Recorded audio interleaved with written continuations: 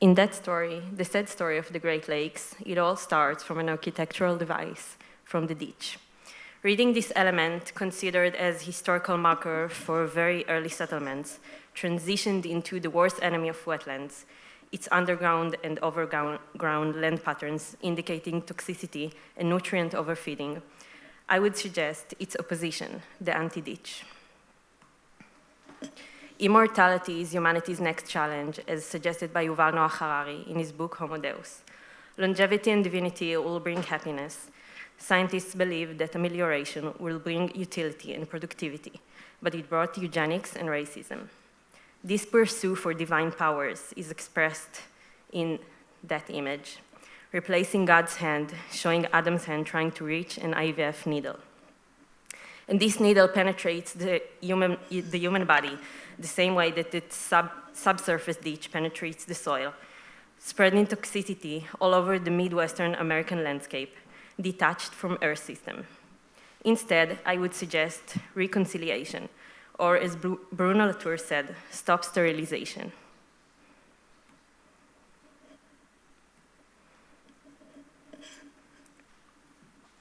Corn Belt, manufacturing belt, steel belt, rust belt, no longer the American dream, rather a system at its collapse.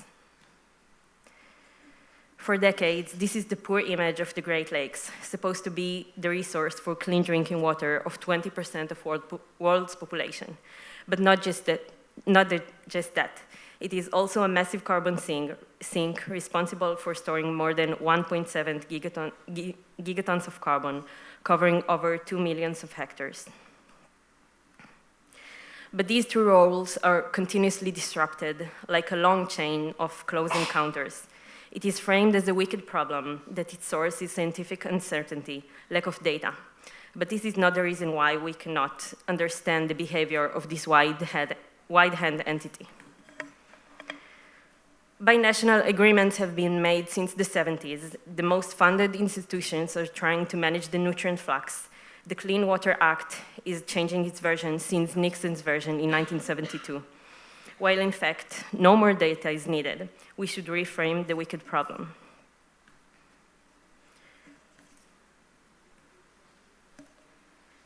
One would depict the Great Lakes landscape as a vast, flat expanse of tidy fields and modest farmhouses, crossed with county roads. But it wasn't always this way. Back in the late 1800s, this part of the Midwest was a wild expanse of wet forest and marsh, stretching across millions of acres. Native populations just left it alone, named it Olentangy, meaning river of the red face paint, for the clay found in the region. Colonial settlers who slogged through the muck and mosquitoes used to call it the Great Black Swamp. But settlers came anyway, felling the giant sycamores and oaks to create roads and digging miles of drainage trenches to slowly bleed the water away from the muck. But they wanted it faster and bigger.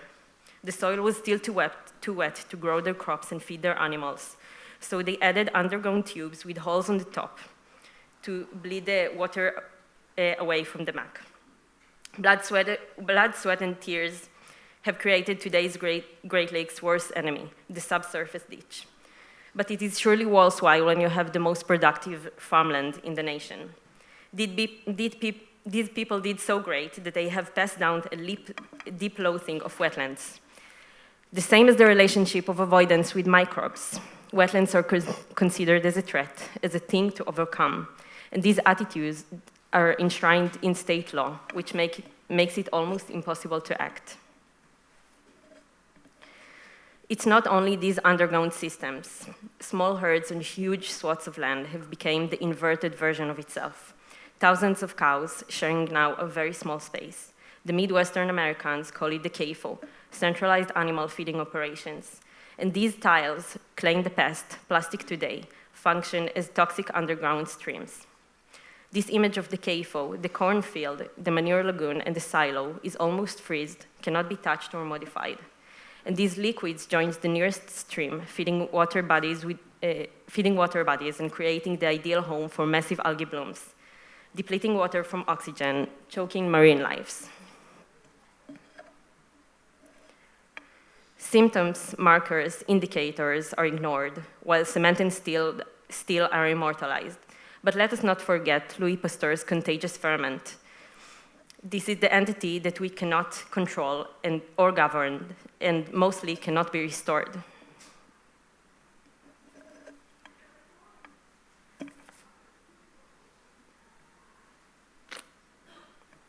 Invasive species keep reappearing, algae blooms become more green, more dense, E. coli concentrations are higher than ever. All that and the toxicity of the Great Lakes is managed as a market. Nutrient flux is a business where exchanging cups and trading credits is considered as a proper management. Wetlands and peatlands are largely considered as wastelands by public and landowners. We shouldn't avoid Pasteur's contagious ferment. It should be embraced. An anti-ditch approach would suggest the enhancement of wetlands and the natural processes that it carries. It would suggest the reappearance, muddy and dirty, fermented. They will enhance multiple natural processes regulated by microbial activity, such as denitrification. So you can see the denitrification process description over there. It's supposed to happen in which one of the wetlands that I'm suggesting, the new wetlands.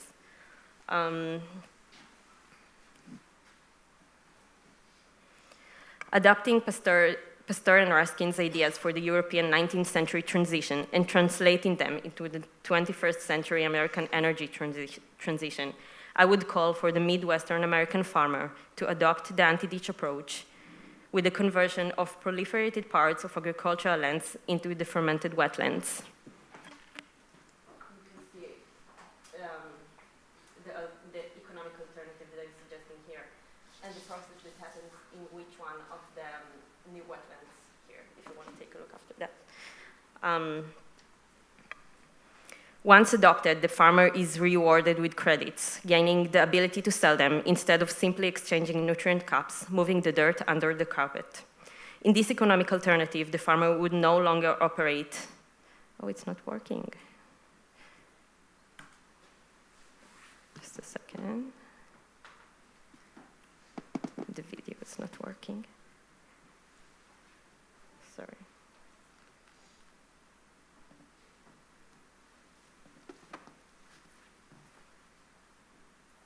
Okay.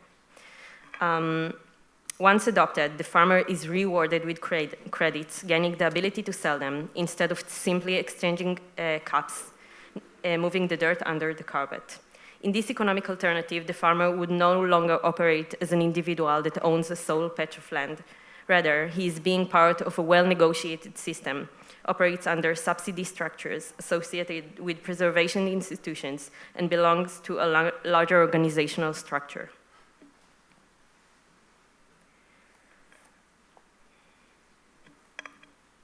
The anti-ditch suggests that new parameters should be put in place. Organic matter, pH, suspended sediments, and turbidity, which I found the most indicative, would be part of this image, part of a highly sensitive multi-sensor device that would be positioned for field re-evaluation and foremaking, and soon these devices become fermented as well. So unfortunately, my model broke, but this is the core of the model showing the parameters that I'm talking about. And trying to remeasure in order to be able to function as a new form-making device. The immortalized concrete and steel monuments are now abandoned ruins, standing still as a nostalgic reminder for better days, for the American productive industrialized dream. But these monuments, as they are stuck, capturing a national memory, and its future is blurred and vague. This is the device on the right when it was as a whole piece. For the question about everlasting memories that these monuments are supposed to restore and their authenticity, John Ruskin would have said that this is as impossible as to raise the dead.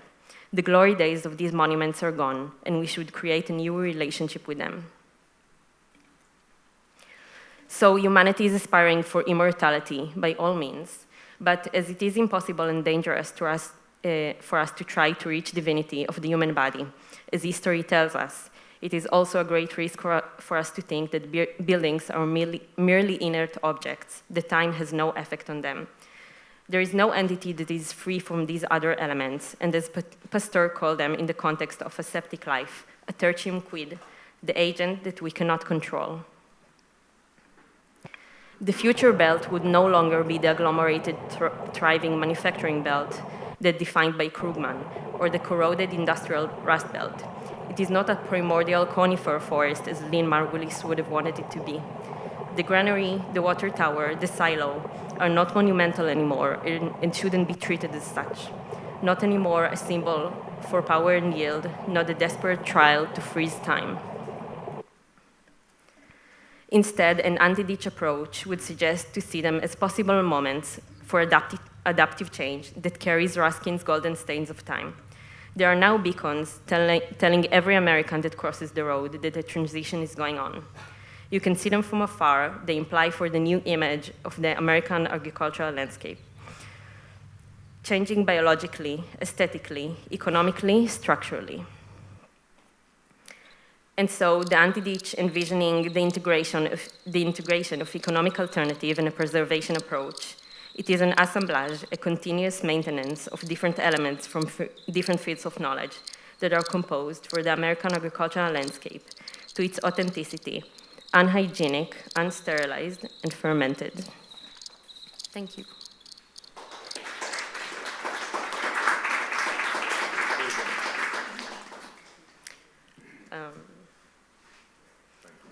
My notebook is over there, so I can... Your machine. Yes, it's not connected. What does it do? Okay, so when it is connected, it's supposed to measure. I can actually connect it to my computer, but when I connect it, when it's connected, yeah. when it's connected, so it's supposed to constantly measure the parameters that I found as the most indicative for a healthy wetland, soil, water. So the parameters that I've defined and are measured in the sensors here are pH, turbidity, and suspended sediments. And the position of the device is supposed to be before it joins the mainstream, before and after the new wetland is positioned. But how many of these do you need? Just one? So it's supposed to be proliferated. It could be, I don't know. Thousands. Yes, but the thing is that it's not for, the device is not for showing where is that site. It's about the process that's supposed to happen as a system and not as like spots on the landscape. Yes. Fascinating. Thank you. I'll just bring my notes. That's okay. Sorry.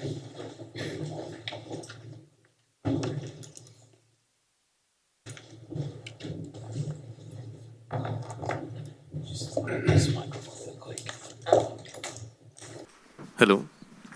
If there is any question from Gal, if there is any comment from the audience, please, we can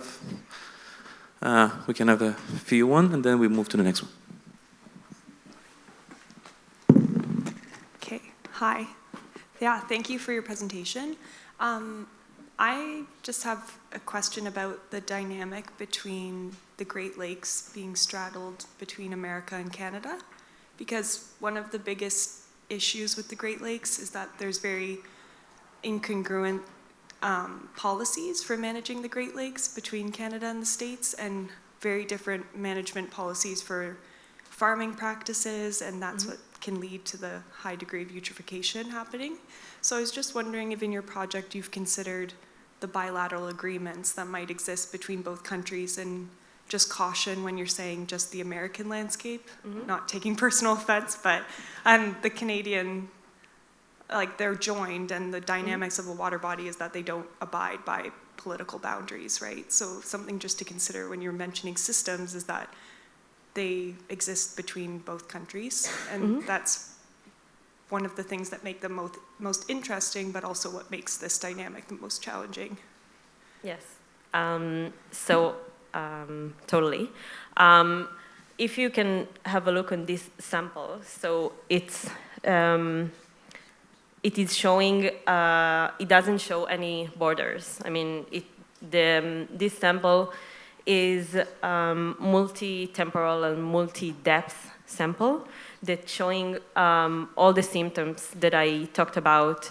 For example, algae blooms, E. coli concentrations, and if you, this is why I chose to really go up. This is Lake Erie, Lake St. Clair, and going through Detroit, which the border. And I think, yes, maybe the American is the word that I keep repeating, and I should have added also the Canada to my. But I think that the whole project is really looking at this landscape as a whole. And for the question about all the agreements that you asked, so these are the part of the agreements that I talked about.